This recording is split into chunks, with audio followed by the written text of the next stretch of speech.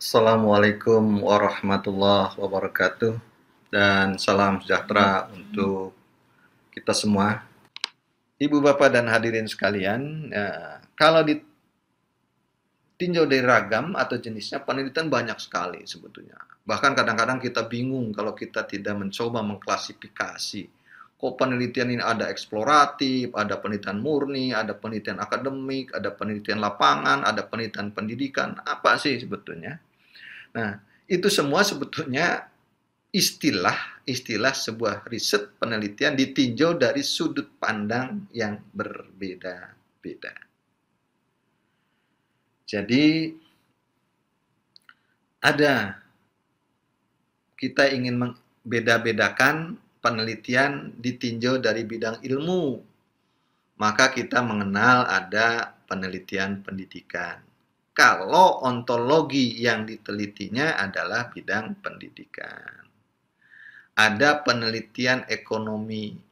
Kalau bidang ilmu atau ontologinya adalah ekonomi. Ada penelitian psikologi, ada penelitian teknologi informasi, ada penelitian pertanian, ada penelitian pesawat misalnya, ada penelitian kesehatan dan seterusnya dan seterusnya. Itu ditinjau dari bidang ilmu. Yang kedua, ada juga kita menggolong-golongkan penelitian itu ditinjau dari fungsinya atau kedudukan penelitian si peneliti itu. Maka di sini ada 3 jenis penelitian. Yang pertama penelitian akademik, kedua penelitian profesional, dan yang ketiga penelitian institusional. Apa itu penelitian akademik? Nah, penelitian akademik ini biasanya dilakukan peneliti ini kedudukan sebagai seorang pembelajar, seorang peserta didik, mahasiswa. Itu misalnya penelitian untuk skripsi, penelitian mahasiswa yang melakukan penulisan tesis, penelitian mahasiswa yang sedang menuliskan disertasi, ini termasuk penelitian akademik. Nah, ciri lainnya dalam penelitian akademik itu biasanya ya masalahnya tidak terlalu kompleks gitu, dan penekanannya ditinjau dari validitas penelitian itu lebih penekanannya pada validitas internal, bukan validitas eksternal. Jadi pada prosesnya, prosedurnya, bagaimana proses penelitian yang tepat. Aspek bagaimana penyimpulan dan misalnya kegunaan itu biasanya tidak menjadi tujuan utama dari penelitian akademik.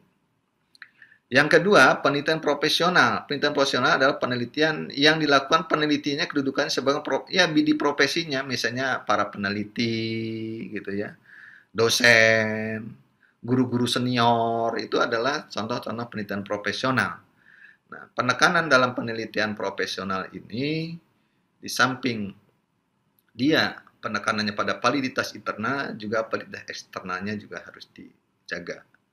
Artinya di samping proses penelitiannya harus benar, juga hasil-hasil penelitiannya itu punya manfaat dan bisa digunakan. Tadi aspek manfaat penyimpulannya. Dan yang ketiga, penelitian institusional.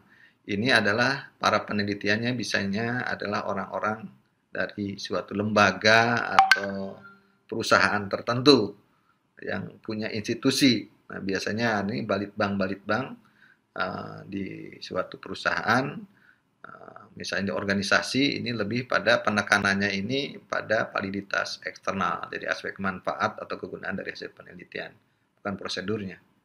Contoh misalnya guru itu melakukan penelitian atau kepala sekolah lah misalnya, yang benar sih, misalnya melakukan penelitian bagaimana untuk meningkatkan PPDB, penerimaan peserta didik baru yang optimal misalnya. Itu prosesnya, validitas cara pengumpulan datanya itu tidak terpenting. Yang penting bahwa nanti hasilnya itu bisa digunakan, dimanfaatkan untuk kepentingan institusi. Lalu juga ada penelitian ditinjau dari tempat. Nah, ini ada penelitian laboratorium, penelitian lapangan, ada penelitian kepustakaan. Penelitian laboratorium ini penelitian ya bisa pengertian laboratorium dalam bentuk ruang kayak lab kimia, lab biologi, gitu, lab fisika, tapi juga bisa juga misalnya kelas sebagai lab itu suatu apa namanya suatu lingkungan yang kita setting dan bisa permanen setting itu tidak. Nah, sedangkan penelitian lapangan ini biasanya penelitian yang tidak kita setting situasinya, tetapi ya ngikutin apa yang terjadi di lapangan. Termasuk bidang-bidang pendidikan juga, kalau kita meneliti misalnya disesuaikan dengan kondisi operasional sekolah, yaitu penelitian lapangan masuknya.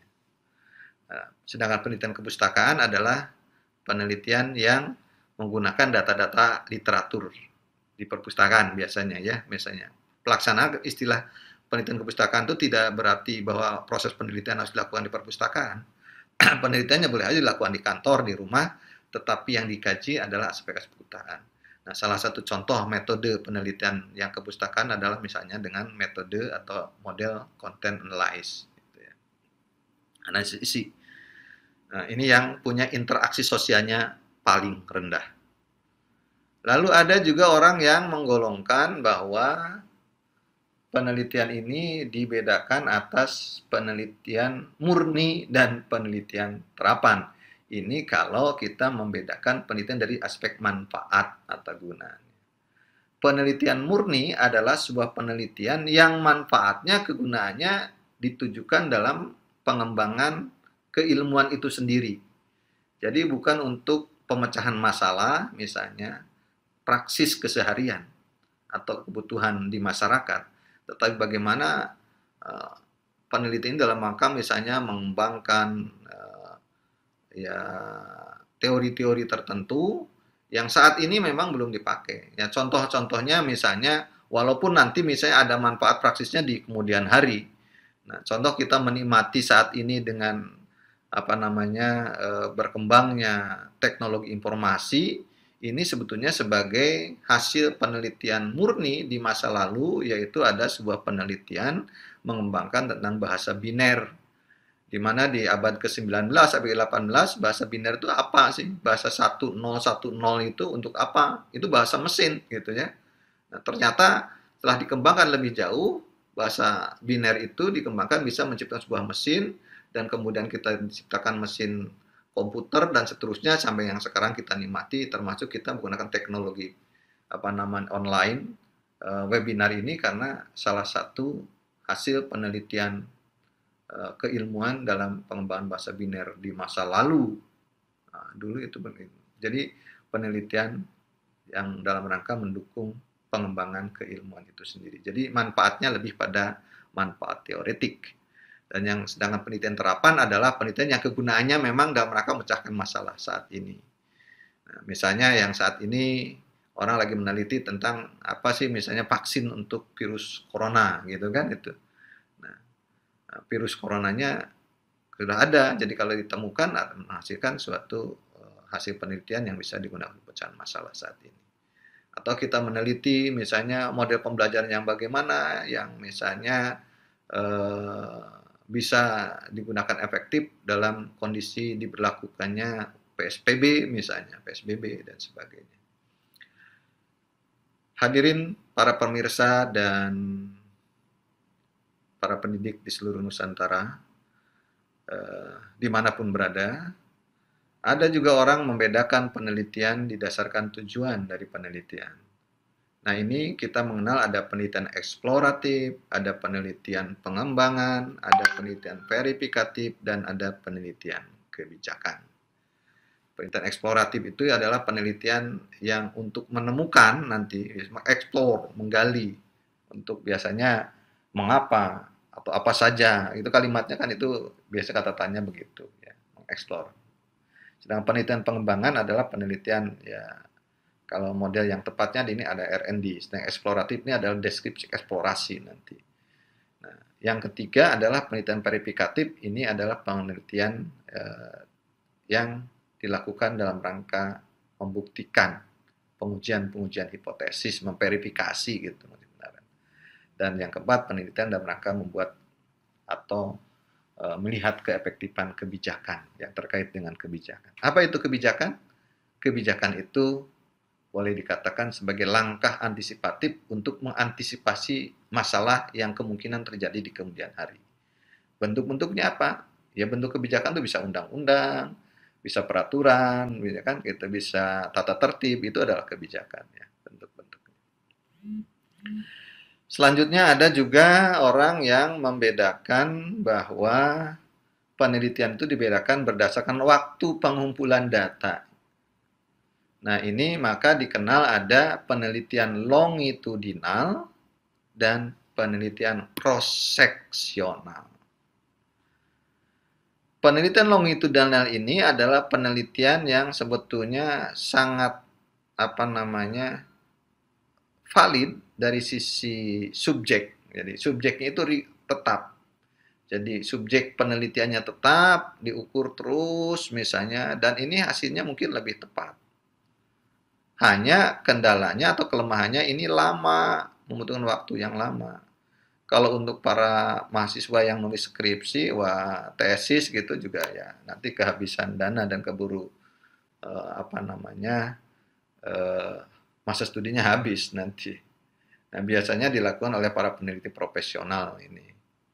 Nah, sedangkan penelitian cross-seksional ini adalah ya kelebihannya waktu pengumpulannya cepat, artinya tidak lama, tapi kelemahannya tadi, jadi penelitian itu kondisi tertentu diwakili oleh subjek yang berbeda.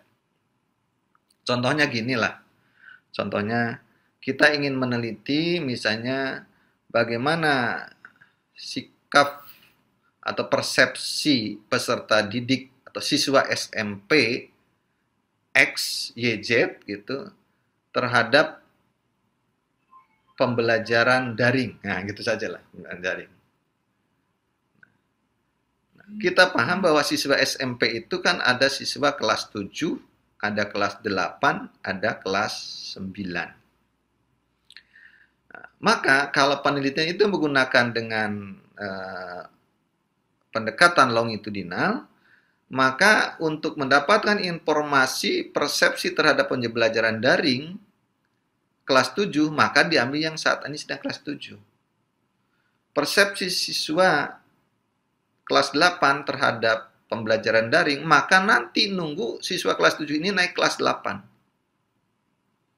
Dan untuk misalnya persepsi kelas 9, nanti nunggu anak yang sekarang kelas 7 adalah nanti nunggu dia naik kelas 9. Itu subjeknya sama, jadi orang yang sama. Tapi waktunya kan nunggu lama.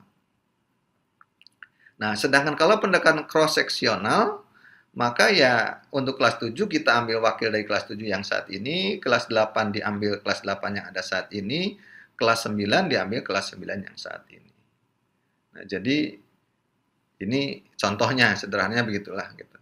Kalau di bidang pertanian ini yang lama banget, misalnya kita mengembangkan bagaimana budidaya untuk mendapatkan sebuah durian yang unggul misalnya.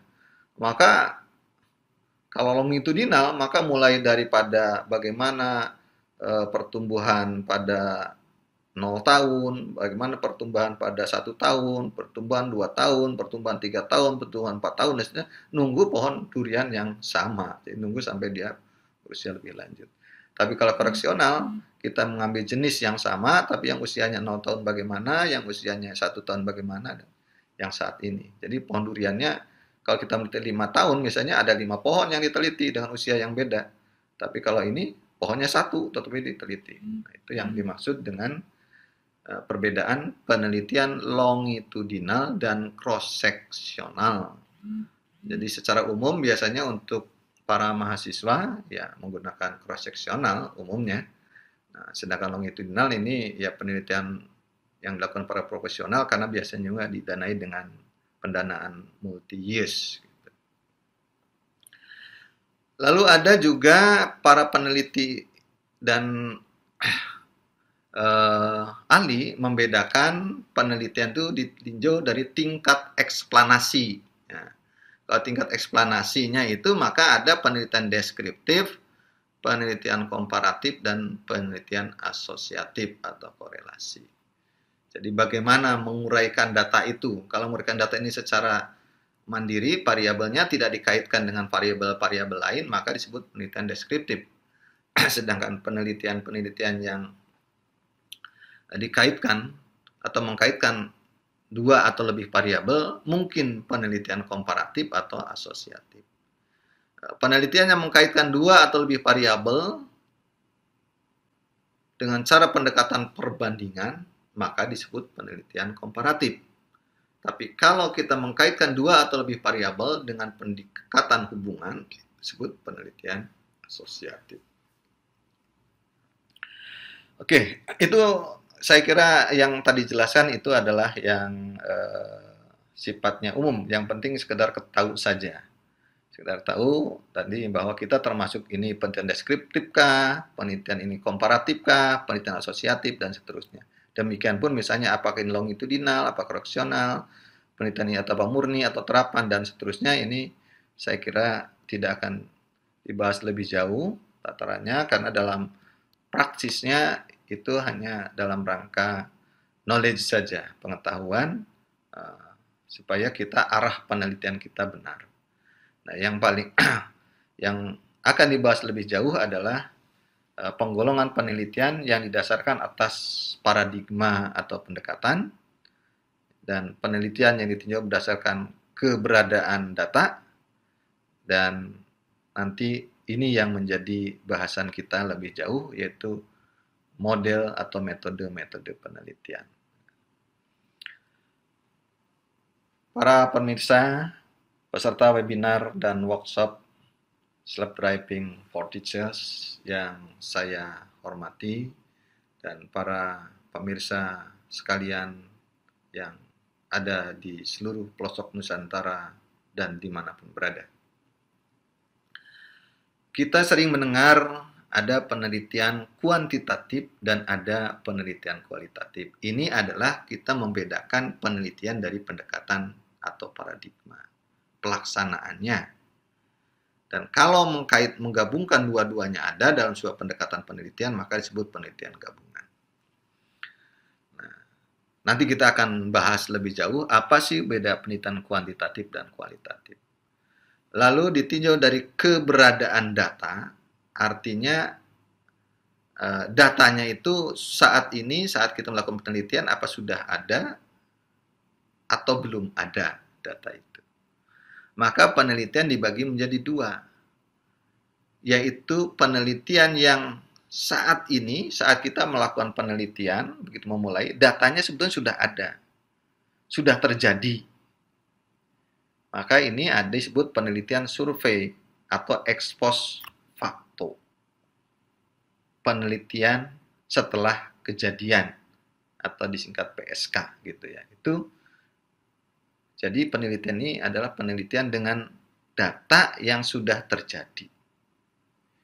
Yang kedua adalah penelitian dengan data yang belum terjadi. Datanya belum ada kalau kita melihatnya. Itu disebut penelitian eksperimen. Ini secara garis besar. Nah, penelitian survei atau ex post facto, kalau ditinjau dari sisi bentuk model atau metodenya, ini banyak yang saya beri warna merah ini. Ini adalah penelitian metode atau model. Saya gabung metode dan model ini karena mungkin caranya sama tapi bentuknya beda. Gitu, punya bentuk tersendiri.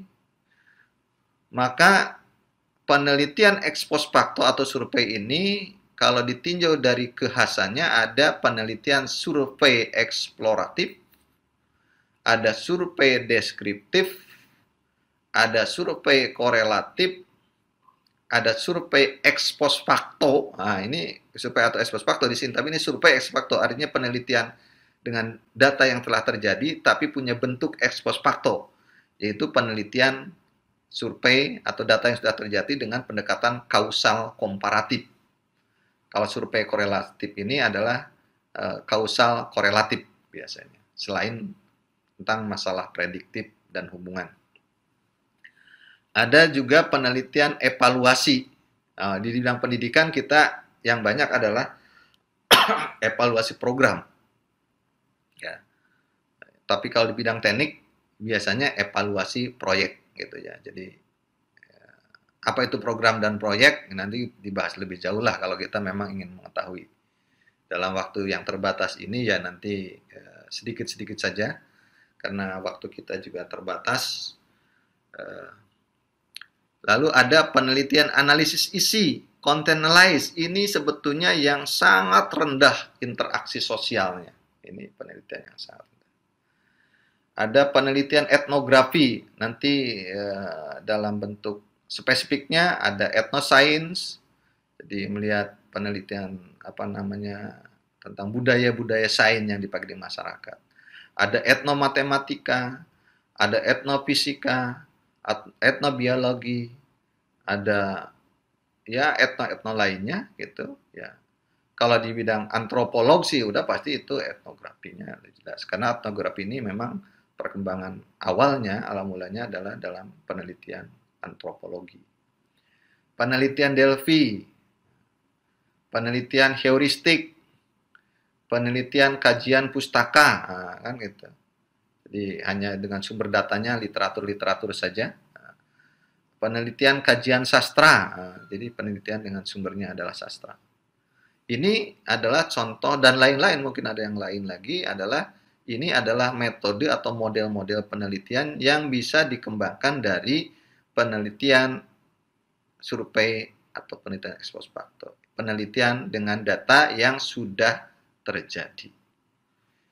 Nah, sedangkan penelitian dengan data yang belum terjadi, yaitu termasuk kelompok penelitian eksperimen, ini ada penelitian eksperimen. Nah, eksperimen ini sendiri nanti ada pre-eksperimen desainnya. Ada true eksperimen dan ada quasi eksperimen. Apa bedanya? Ya nanti harus kita kembangkan lagi. Ya. Penelitian di bidang pendidikan itu khususnya yang menggunakan subjek penelitiannya manusia itu sangat sulit untuk mendapatkan true eksperimen. Karena kalau true eksperimen itu kita harus mengontrol semua variabel-variabel pengganggu atau variabel-variabel yang dianggap punya pengaruh terhadap variabel terikat tetapi tidak diteliti. Dan juga proses pengambilan sampelnya adalah randomisasi. Nah, di bidang pendidikan itu paling juga ke kuasi ya, kalau subjeknya manusia. Lalu ada penelitian tindakan, action research. Nah, yang buat kita di bidang pendidikan adalah classroom action research gitu ya. Jadi action research. Nah, kemarin ini sebetulnya sudah dibahas di hari ke-8 kemarin, kita bicara tentang penelitian tindakan kelas sebagai kebutuhan guru yang ada pada masa pandemi COVID-19. Kemarin ya tanggal 12 sudah kita bahas ini. Nah, dan kemudian penelitian pengembangan atau grounded research. Nah, ada juga sebut juga research and development. Ini adalah contoh model-model atau metode-metode penelitian dengan data yang belum terjadi. Para pemirsa dan hadirin sekalian yang berbahagia, dimanapun berada. Nah, kita sering menyebut penelitian itu kuantitatif, kualitatif. Nanti kita coba bahas apa sih bedanya penelitian kuantitatif dan kualitatif. Sebuah penelitian disebut penelitian kuantitatif. Yang pertama adalah penelitian ini tujuannya untuk membuat generalisasi. Karena generalisasi, maka biasanya subjek penelitiannya itu dikelompokkan ada populasi, ada sampel. Populasi itu gambaran keseluruhan subjek penelitian yang akan kita prediksi, tetapi tidak dijadikan data dalam penelitian. Data penelitian itu kita ngambil sedikit saja dari sebuah populasi, itu disebut dengan sampel. Contoh sederhana, saya sering sekali memberikan contoh, kalau seorang ibu-ibu memasak, membuat sayur sop misalnya, nah setelah diberi bumbu masak, dikasih garam dan lain-lain, lalu diaduk. Tujuannya apa? Tujuannya sebetulnya bukan supaya rata ya, karena air sudah rata permukaannya. Tujuannya diaduk itu supaya homogen sebetulnya. supaya homogen. Nah, setelah diaduk homogen, kemudian untuk mengetahui apakah ini sudah cukup garamnya, sudah cukup gulanya, dan lain-lainnya, misalnya kemudian ngambil sendok atau sebagian, ya setengah sendok kuah dari sop tadi, kemudian cicipi. Nah, ngambil setengah sendok atau satu sendok kecil, satu sendok teh daripada misalnya kuah sop itu disebut sampel. Nah, sampel yang dicicipi hanya sekedar satu sendok kecil, tapi seorang ibu tuh menggambarkan bahwa rasa itu mewakili keseluruhan kuah sop di dalam panci misalnya. Itu yang disebut dengan generalisasi. Nah, dan kemudian statistikanya kalau menggunakan penelitian kuantitatif itu maka menggunakan statistika inferensial, yaitu statistik induktif. Statistik dalam rangka menguji hipotesis. Ada yang menggunakan nanti Pet-Nelais, ada regresi, ada ANOVA, ada ANACOVA, ada MANOVA, dan sebagainya lah gitu saya kira statistikanya. Nah, sedangkan dalam penelitian kualitatif itu sifatnya kasus, tidak membuat generalisasi. Jadi, kalau meneliti seorang individu, ya hanya berlaku orang individu itu. Kalau meneliti misalnya sekelompok siswa, hanya penelitian berlaku untuk sekelompok siswa itu. Sehingga tidak dikenal istilah populasi dan sampel. Kita mengenalnya biasanya ya cukup disebutkan sebagai subjek penelitian. Misalnya dalam PTK. PTK itu termasuk penelitian kualitatif. Maka dalam PTK kita tidak menyebut ada populasi dan sampel, tapi sebut saja subjek penelitian. Misalnya subjek penelitian siswa kelas 7A gitu, SMP XYZ gitu kan gitu. Artinya kesimpulan kita pun hanya berlaku untuk siswa XYZ tadi. Statistik yang dipakai itu hanya statistik deskriptif, yaitu statistik dalam rangka misalnya penyajian data, ukuran pusat, ukuran letak, simpangan, seperti itu misalnya rata-rata, median, persentase, simpangan baku, paling semacam itu. Oke. Yang kedua, misalnya cirinya dalam penelitian kuantitatif itu sifatnya eksplanatif, menjelaskan. Jadi hanya bagian kulit, tidak depth, tidak in-depth, tidak mendalam gitu. Hanya gambaran umumnya misalnya. Eksplanasi ini bisa deskriptif gitu. Misalnya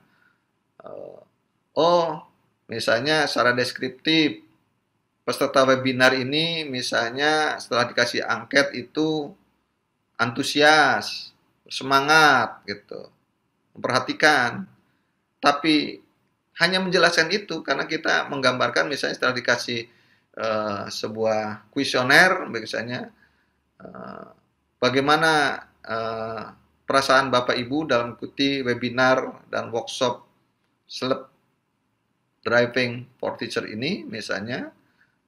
Di opsinya misalnya bangga, menyenangkan misalnya, kurang suka gitu kan, tidak suka misalnya gitu kan gitu. Nanti kita berapa persentasenya hanya menggambarkan itu.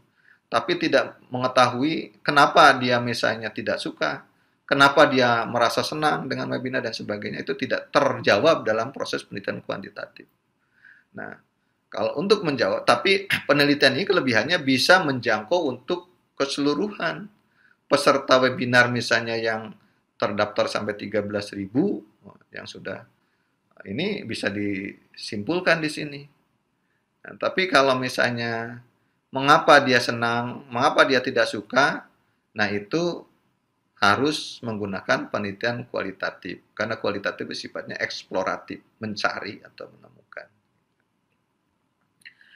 Ciri lain lagi dalam proses penelitian kuantitatif itu yang repot itu adalah proses mengukur. Jadi data itu diukur. Datanya merupakan data numerik, data angka lah gitu ya. Itu dari hasil pengukuran.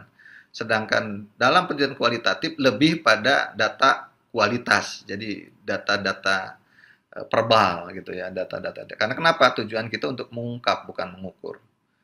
Nah, lalu proses pengumpulan datanya itu lebih berbasis pada instrumen. Jadi ini ada kegiatan pembakuan instrumen, pengembangan instrumen, uji coba instrumen. Ini dalam penelitian kuantitatif. Karena kita nanti sifatnya percaya asumsi dasarnya dengan instrumen yang sudah valid, informasi hasil angket, kuesioner yang di hasil tes yang kita peroleh dipercaya. Karena kita sudah membuat instrumen ini yang pembakuannya, validitasnya ada di instrumen. Beda dengan penelitian kualitatif. Penelitian kualitatif ini lebih berbasis pada proses pengumpulan data. Jadi yang menjadi instrumen utamanya adalah peneliti. Nah, sehingga asumsi dasar dari penelitian kualitatif itu adalah skeptis, ragu, tidak percaya terhadap jawaban dari informan. Ya. Untuk itu, validitas data diperlukan. Jadi, untuk mendapat data validnya, yang divalidasi itu bukan instrumennya, melainkan datanya. Tekniknya apa? Banyak. Bisa teknik triangulasi, bisa teknik perpanjangan pengumpulan data, bisa gelar perkara, dan lain-lain. Lalu yang perbedaan lain, proses analisis datanya kalau kuantitatif setelah pengumpulan data. Jadi data terkumpul semua boleh dianalisis, diolah. Kalau di kualitatif, analisis data harus bersamaan dengan pengumpulan data. Kenapa? Karena kalau datanya kita dianggap merasa kurang valid, kita terus kumpulkan data lagi gitu. Nah, bedanya di situ. Jadi ini masih pakai siklus seperti itu. Temanya umum kalau kuantitatif, karena untuk generalisasi tadi. Tapi kalau untuk kualitatif harus spesifik, harus khusus, karena bersifat kasus tadi. Nah, lalu modal dasarnya dalam penelitian kuantitatif harus banyak asumsi dan dapat digunakan untuk massal. Jadi harus punya asumsi-asumsi, sedangkan modal dasar dalam penelitian kualitatif itu rasa ingin tahu si peneliti dan ketekunan peneliti yang harus. Jadi kalau tidak tekun, rasa ingin tahunya kurang, ya kemungkinan nanti hasil penelitian kualitatif itu kesimpulannya kurang valid biasanya. Prosesnya, pendekatannya adalah mengikuti pendekatan logiko, hipotetiko, dan verifikatif. Sedangkan proses dari penelitian kualitatif itu deskripsi, klasifikasi, dan seleksi. Prosedur penelitian kuantitatif itu baku, rigor, tidak bisa berubah. Rencananya ini di lapangan pun seperti itu. Beda dengan penelitian kualitatif. Ini bersifatnya tentatif. Bisa saja rencananya A, begitu ke lapangan kondisinya beda, jadi bisa berubah. Disesuaikan prosedurnya. Lalu orientasinya, kalau penelitian kuantitatif itu berorientasi hasil atau produk, contoh penelitian eksperimen itu ini kuantitatif. Nah, sedangkan penelitian kualitatif itu berorientasi proses. PTK itu termasuk penelitian kualitatif. Jadi dalam PTK itu sama-sama memberikan treatment, tapi tujuannya kita lihat prosesnya, proses perubahan ini dilihat. Kalau dalam eksperimen ini hasilnya aja. Nah, itu gambaran perbedaan kenapa penelitian disebut kuantitatif, kenapa penelitian ini disebut kualitatif. Nah, apa bedanya penelitian survei ex post facto dengan penelitian eksperimen? Para pemirsa dan hadirin yang berbahagia, tadi sudah kita katakan bahwa penelitian survei ex post facto adalah penelitian dengan data yang sudah terjadi, ya, datanya sudah terjadi. Sedangkan penelitian eksperimen itu adalah penelitian dengan data yang belum terjadi. Oke, kalau PTK termasuk mana? Termasuk eksperimen. Kalau misalnya penelitian research and development termasuk yang mana? Eksperimen, karena dalam R&D datanya belum ada sebelum seorang peneliti membuat produk. Ya kan? Lalu mana saja yang termasuk penelitian ex post facto? Seperti yang saya jelaskan tadi, yang termasuk ex post facto itu ada survei deskriptif, gitu kan? Ada survei eksploratif, survei korelatif, survei ex post facto itu sendiri, evaluasi program, analisis isi, Delphi, heuristik. Nah, ini adalah contoh yang warna merah ini adalah model-model atau metode-metode penelitian yang merupakan penelitian dengan data yang sudah terjadi atau merupakan penelitian survei dari sisi brand data. Nah, sedangkan penelitian yang saya kasih warna hijau ini adalah penelitian dengan data yang belum terjadi. Nah, bedanya di mana? Bedanya Yang pertama, penelitian survei atau ex post facto ini adalah pertama berarti menggunakan data masa lalu atau sekarang sudah terjadi, yang saya katakan tadi, data sudah terjadi. Contohnya apa? Anda ingin meneliti misalnya adakah pengaruh kecerdasan emosional terhadap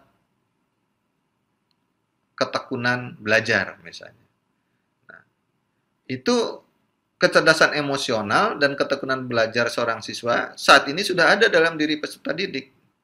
Maka ini termasuk penelitian ex post facto.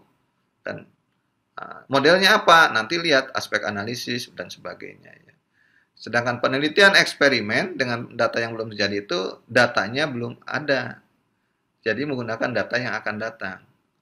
Contoh, kita ingin meneliti misalnya adakah perbedaan kemampuan berpikir kritis matematik antara siswa yang belajar menggunakan pendekatan pemecahan masalah, problem solving misalnya, dengan pendekatan ekspositori, pendekatan materi gitu.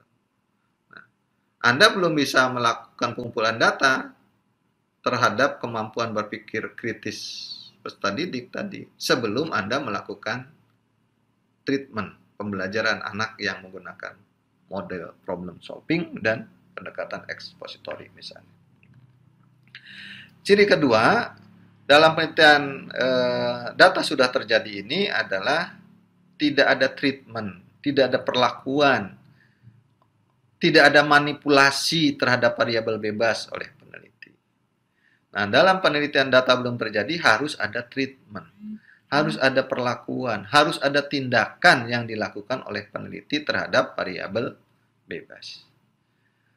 Jenis datanya dalam penelitian dengan data yang sudah terjadi atau penelitian sudah kejadian PSK ini data primer atau data sekunder.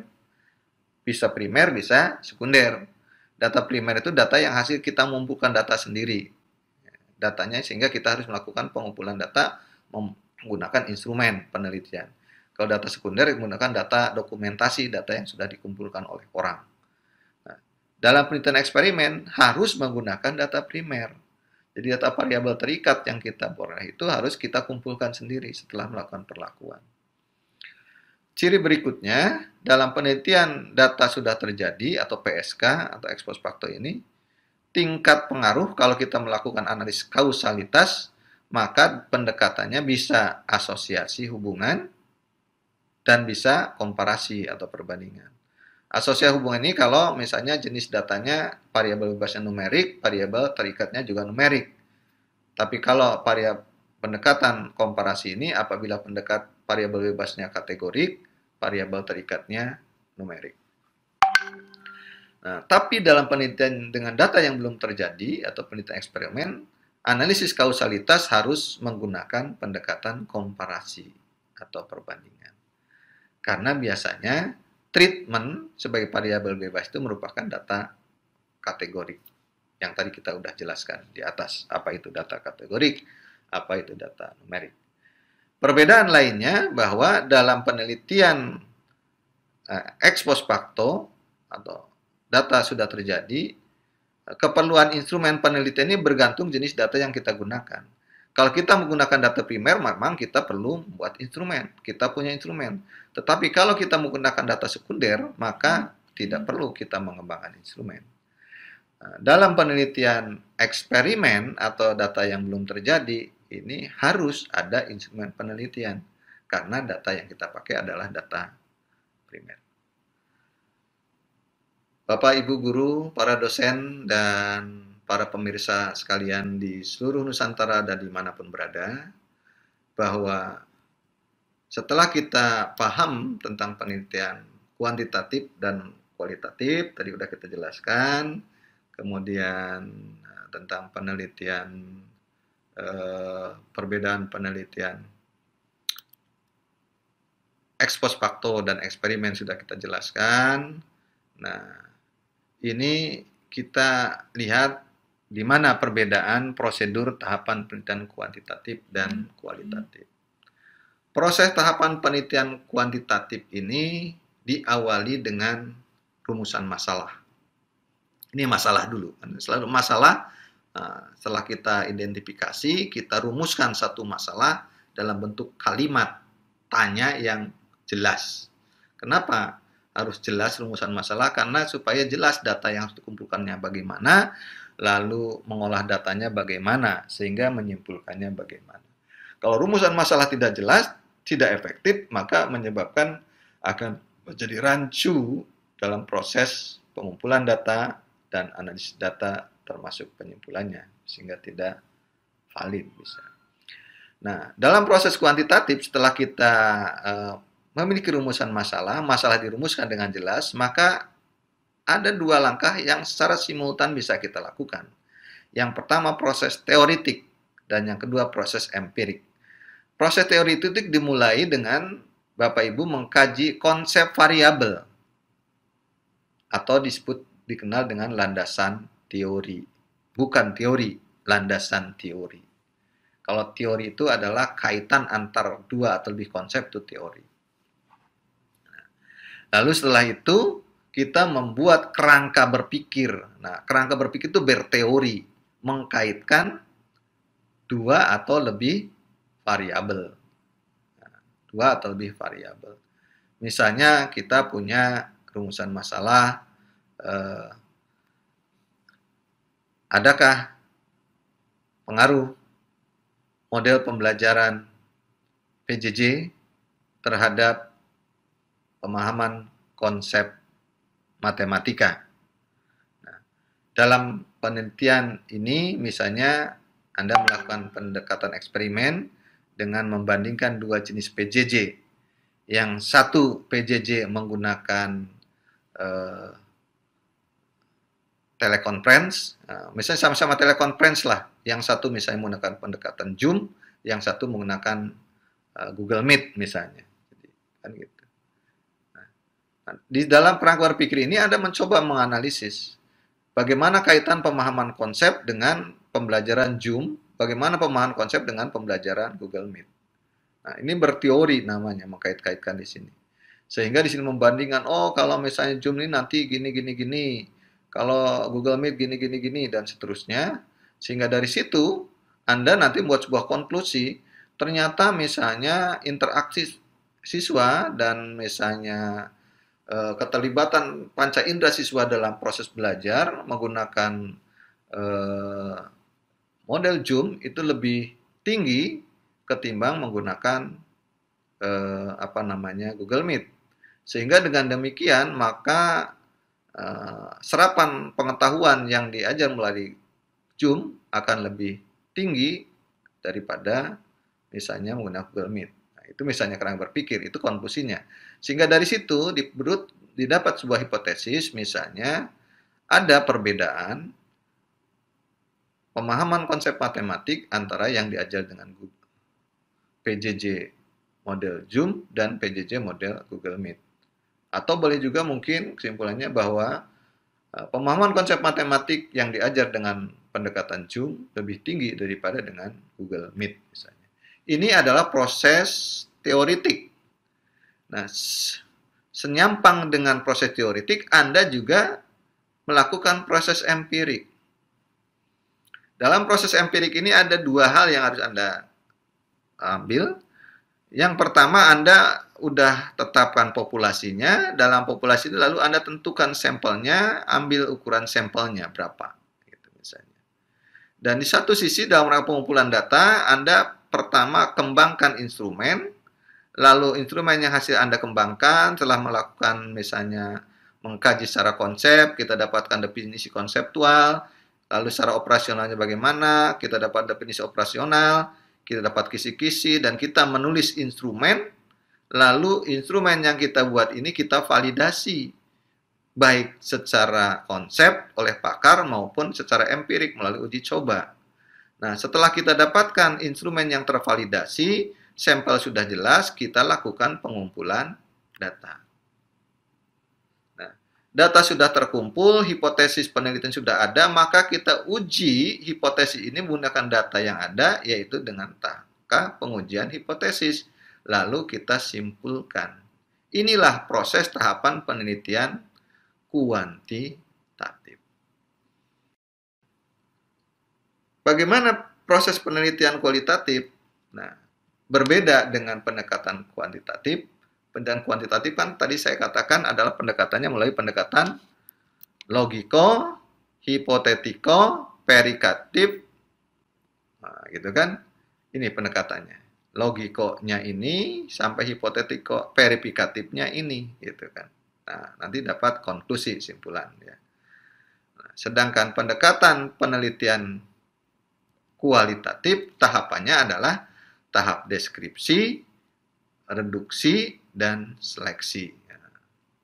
Reduksi atau istilah saya di sini klasifikasi, sama saja ya. Klasifikasi atau reduksi itu sama saja gitu ya. Apa yang dilakukan tahap deskripsi? Tahap deskripsi itu adalah yaitu tahap memasuki situasi sosial. Harus ada tempat, ada aktor, ada aktivitas. Nah, lalu kita dapatkan hasil dari proses deskripsi ini, misalnya data, apa ada di jaring semuanya. Nah, saya sering mengilustrasikan begini, ibaratnya misalnya penelitian dalam hal ini adalah kita ingin melihat ikan-ikan yang berukuran minimal satu tampak tangan ini ya, yang ada di suatu danau misalnya, ikan apa saja yang ada, dan lalu bagaimana kandungan kandungan lemaknya, kandungan gizinya, proteinnya dan sebagainya. Atau misalnya kalau hanya sekedar tidak penelitian lebih jauh, biasanya kita ingin tahu jenis-jenis ikan apa saja yang minimal ada setampah-setampah ini di suatu danau, sebutlah Danau Toba misalnya gitu. Lalu bagaimana beratnya gitu masing setampah-setampah ini dan seterusnya. Jadi tahap deskripsi ini yang pertama misalnya kita mengumpulkan satu jaring, menjaring suatu ikan di suatu danau, ya udah ini akan dapat data ikannya, mungkin ada ikan misalnya gurame, ada ikan mujair, ada ikan lele, ada ikan yang kecil-kecil itu misalnya ya banyaklah pohon di abes saja. Nah, dari sekumpulan data ini kita reduksi atau kita klasifikasi, yaitu menentukan fokus. Misalnya tadi fokusnya kita ingin mengambil ikan-ikan yang ukurannya satu telapak tangan ini, yang paling kecil satu telapak tangan gitu ke atas gitu.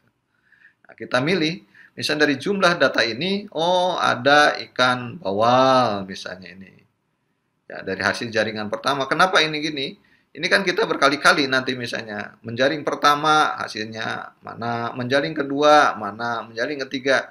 Nah, hasil jaringan 1 2 3 ini diurut diklasifikasi peroleh jadi XYZ. Nah, setelah itu tahapan berikutnya adalah kita melakukan seleksi.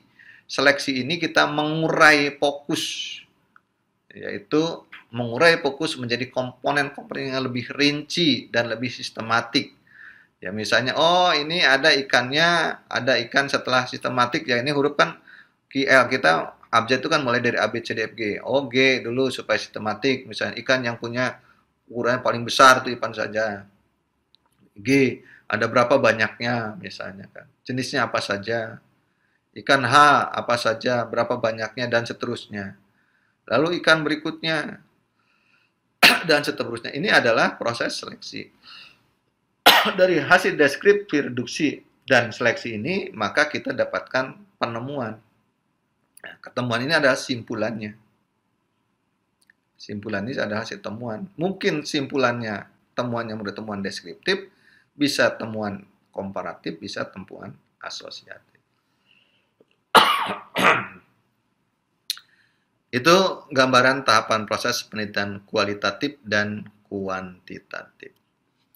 Para hadirin dan pemirsa yang berbahagia, yang dimanapun berada di seluruh pelosok Nusantara.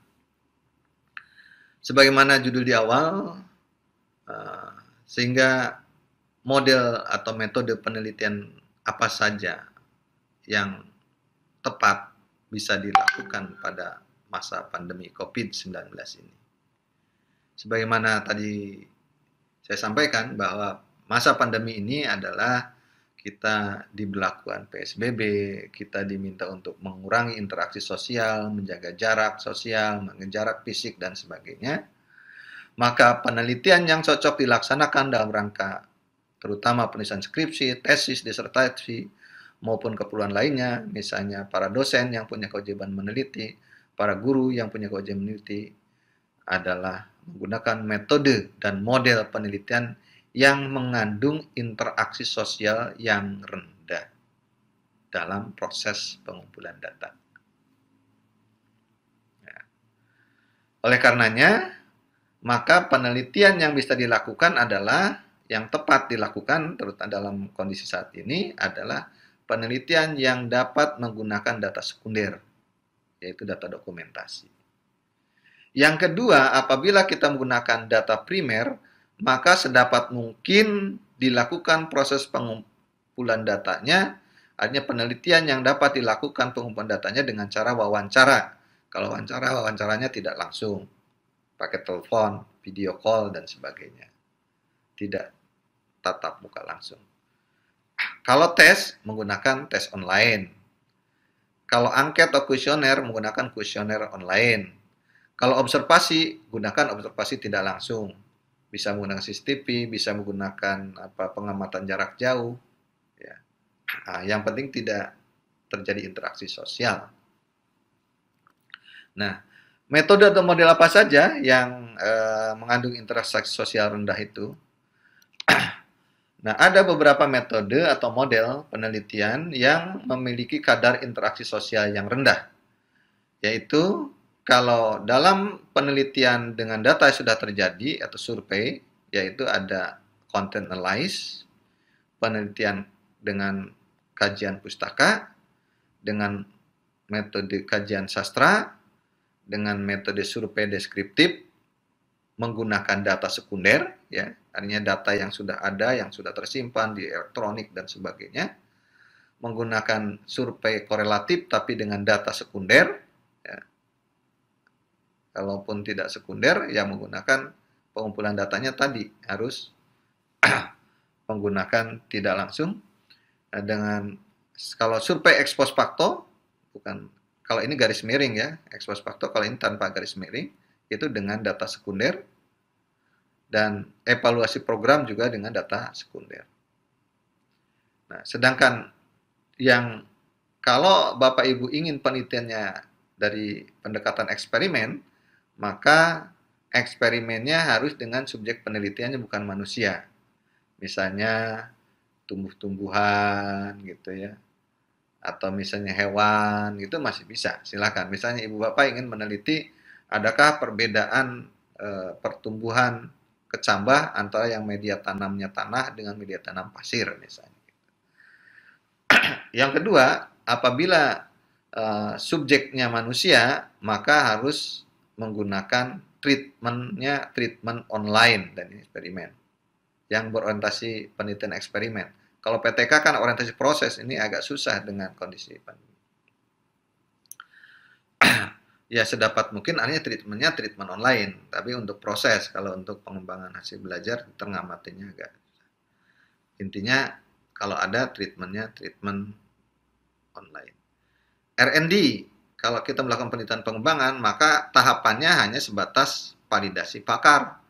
Kalau sampai tahapan validasi empirik dan uji coba, apalagi implementasi, itu kan terjadi interaksi sosial, maka termasuk penelitian dengan interaksi sosial tinggi. Nah, inilah yang bisa direkomendasikan, saya kira lebih tepat dilakukan dalam masa pandemi saat ini. Sedangkan sisanya ini termasuk tergolong penelitian dengan interaksi sosial yang tinggi. Apalagi etnografi, ini kan harus interaksi sosial, heuristik. Nah, Delphi, Anda mendatangi para pakar kan gitu untuk diskusi dari para pakar, ini terjadi interaksi sosial. Survei deskriptif dengan data primer, survei korelatif data primer, ex post facto dengan data primer. Semua pun data primer, ini terjadi interaksi sosial yang tinggi. Nah, termasuk PTK, ini PTK ya agak termasuk tergolong yang tinggi sebetulnya, agak susah untuk mengamati prosesnya. Nah, kecuali ya eksperimen, kalau eksperimen lebih lebih mudah. Nah, Bapak Ibu dan hadirin, nah RD tadi saya katakan uji coba sampai implementasi ini termasuk interaksi. Itulah hadirin sekalian para pemirsa yang berbahagia, eh, bagian sharing berbagi yang bisa saya sampaikan dalam kesempatan ini terkait dengan model-model penelitian yang mungkin cocok untuk dilakukan pada masa pandemi COVID-19. Saya kira itu dalam kesempatan ini mohon maaf tidak bisa untuk interaksi ya, untuk tanya jawab karena ini sifatnya ansikronus. Jadi untuk hal-hal lain bisa menghubungi panitia dan bisa kita ketemu di lain kesempatan. Sekian, salam sehat, salam sukses, selamat malam, assalamualaikum warahmatullahi wabarakatuh.